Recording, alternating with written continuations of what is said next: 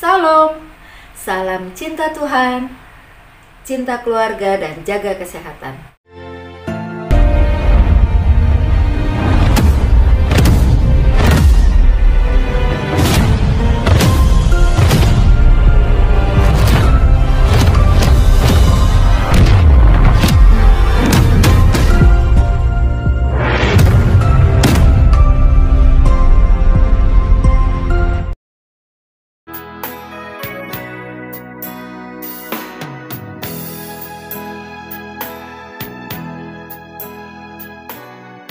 Shalom sahabat Alpetra Misteri dimanapun Anda berada. Salam cinta Tuhan, cinta keluarga dan juga tetap kesehatan.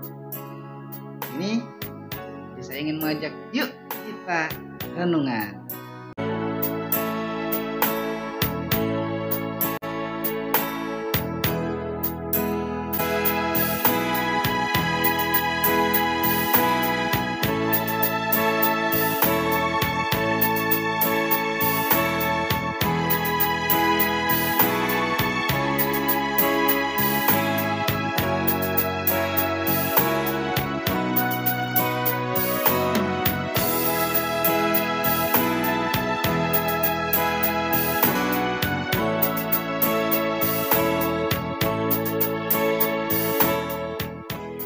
Sahabat Alpetra yang dikasihi Tuhan Yesus, ini yuk kita sama-sama komitmen untuk renungan setiap hari. Ingat di antara kita, termasuk saya juga, mungkin sudah membaca renungan harian, renungan pagi, renungan malam yang dibagikan oleh teman, keluarga, atau juga sahabat-sahabat Anda di gereja. Dan mungkin gereja Anda punya renungan sendiri yang dibagikan, misalnya Gembala sidang Anda, pendeta Anda misalnya. Anda sudah membacanya dan merenungkannya, itu sangat bagus sekali. Dan Alpetra Misteri ingin ambil bagian nih dalam mengajak kita untuk renungan setiap hari. Hari ini saya ingin membagikan renungan dari kitab Roma pasal yang ke-8 ayat yang kedua. Saya akan membacakannya bagi kita semua dan Anda bisa mengambil Anda atau membacanya mungkin di perangkat gadget Anda. Roma 8 ayat 2. Roh yang memberi hidup telah memerdekakan kamu dalam Kristus dari hukum dosa dan hukum maut. Saudara, luar biasa sekali apa yang dituliskan oleh Rasul Paulus. Roh yang memberi hidup telah memerdekakan kamu dalam Kristus dari hukum dosa dan hukum maut. Jadi di ayat pertama dijelaskan bahwa Roh Kudus, Roh itu adalah Tuhan Yesus Kristus itu sendiri yang memiliki kuasa untuk menebus dosa setiap manusia. Sahabat Alpetra, satu kali dalam sebuah pelayanan, sudah lama sekali, saya dipercayakan oleh Tuhan untuk membagikan dari firman Tuhan. Tapi sebelum saya cerita tentang itu, saya ingin mulai dengan sebuah kisah yang ada kaitannya dengan apa yang juga mau saya saksikan pada sobat Alpetra semua. Ada kisah, ini ada sebuah kisah. Ada seorang tua yang sangat bijaksana. Dia tinggalnya di tempat yang kecil, di sebuah kaki gunung lah, sebuah lembah. Dan biasanya banyak orang-orang yang datang ke tempat bapak tua ini untuk sekedar bincang-bincang atau meminta nasihat, karena mungkin bapak tua ini dipercaya sebagai orang yang bijaksana, tapi bukan dukun ya. Atau mungkin juga ada yang mengira dia sebagai dukun. Tahu ya, ini hanya sebuah kisah. Dan satu kali kedatangan seorang pemuda yang dia selalu mengeluh akan kehidupannya. Dia bilang, aduh, kehidupan saya ini pahit sekali, kehidupan saya ini sangat susah sekali, dan Pak tua ini hanya mengangguk-angguk dan mendengarkan cerita keluhan dari pemuda ini. Lalu kalau ada tamu kan biasanya dikasih minum nih. Nah, bapak tua itu lalu mengambil segelas air.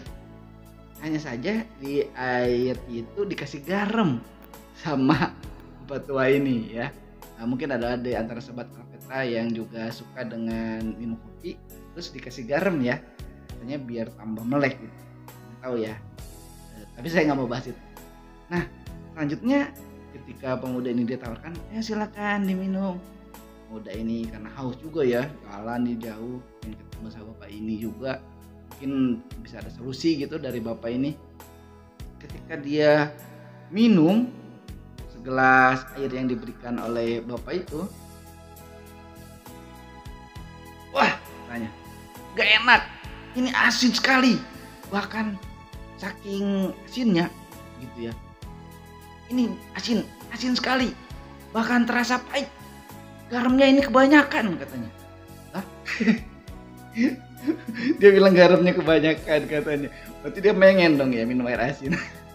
Ya enggak ya saudara, tapi orang ini, pemuda ini nggak suka ya, karena airnya yang diminum sama dia itu, yang dikasih sama bapak tua itu ternyata asin sekali, bahkan katanya terasa sangat pahit. Nah, saya pernah bercerita tentang ini di sebuah pelayanan. Selesai sharing, saya diprotes sama ya katakan pejabatnya lah ya, pejabatnya. Bukan pendetanya, karena pendetanya lagi khotbah di ruangan yang utama ya. Saya di ruangan pemuda dan remaja kalau tidak salah waktu itu ya. Nah, selesai, Pak, masa garam rasanya pahit, Pak? Garam tuh asin katanya.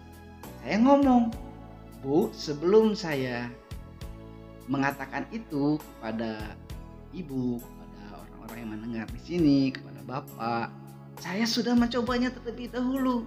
Saya bilang, dan betul, ketika saya minum, karena sakit gigi sih sebetulnya ya, sakit gigi, kok kayaknya ada rasa-rasa pahit gitu karena garamnya kebanyakan. Dan ketika saya membaca renungan ini, saudara, ketika saya membaca kisah ini, loh, berarti benar juga ya.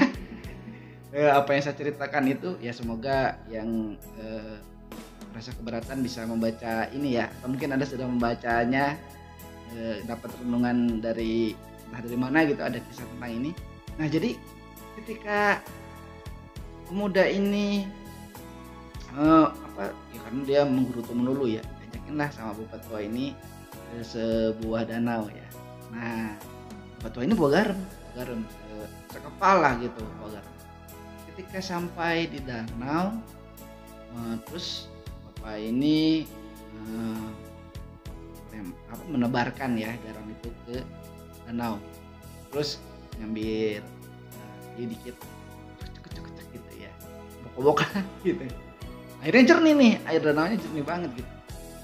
Ketika selesai, si bapak itu ngomong sama pemuda itu, coba sekarang kamu minum air ini. Nah, karena anak muda ini pengen dapat solusi ya, jadi dia ikuti aja apa yang kata orang tua itu. Ketika Pak Tua bilang minum, ya ambil, ya hidup ya danau itu diminum. Terus Bapak Tua itu nanya, gimana rasanya? Enak katanya. Wah, ini seger katanya, ini enak banget, gak asin. Loh, kan tadi saya taburin garam katanya, ya, tapi ini nggak asin, malah nggak pahit.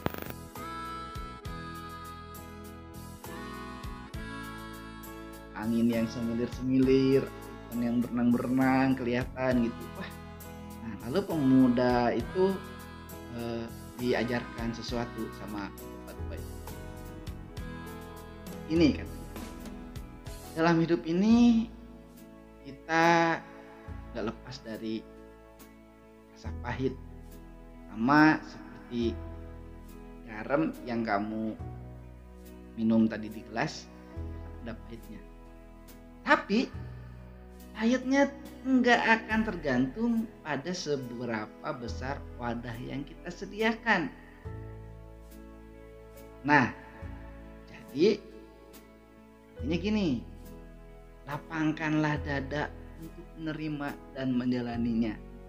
Kalau kamu menerimanya dengan sempit, itu akan terasa pahit ya. Tapi kalau kamu terima dengan sukacita hatimu, dengan bersyukur sama Tuhan, maka kepahitan itu tidak akan terasa. Ya mungkin ada asin-asinnya lah dikit gitu, tapi pahitnya tidak akan terasa. Karena kalau kita miliki hati yang terlalu sempit, ya gelas kecil, sehingga ketika masalah datang taburi garam, ya pahit. Tapi kalau kita menjadikan hati kita seperti danau, luas ya, dalam gitu, maka masalah yang datang itu tidak akan terasa kepahitannya, dan beban itu tidak akan membuat kita menderita. Nah, dari ayat yang baru kita baca tadi, saudara, kalau kita baca di Roma 3 ayat 23, wah udah hafal semua ya. Tapi ayat 24-nya apa saudara juga hafal? Ayat 24-nya ya. Dan oleh karena kasih karunia kamu telah dibenarkan cuma-cuma. Ini ya, cuma-cuma karena penebusan dalam Kristus Yesus. Jadi kita sebagai manusia yang berdosa pasti ada penderitaan, pasti ada rasa yang menyakitkan, ada beban hidup kita. Ya memang kita berdosa, tapi firman Tuhan katakan kita sudah ditebus oleh darah Yesus, sekalipun kita kehilangan kemuliaan Allah sebelumnya. Tapi ketika menerima Tuhan Yesus sebagai Tuhan dan Juru Selamat pribadi, mohon ampunan dosanya, maka oleh firman Tuhan dengan cuma-cuma ya, tebusan oleh darah Yesus membebaskan Anda dari dosa dan meringankan beban yang sedang Anda hadapi saat ini. Saya berdoa untuk Anda yang sedang sakit, Anda yang sedang dalam kesulitan, Anda yang sedang dalam pergumulan.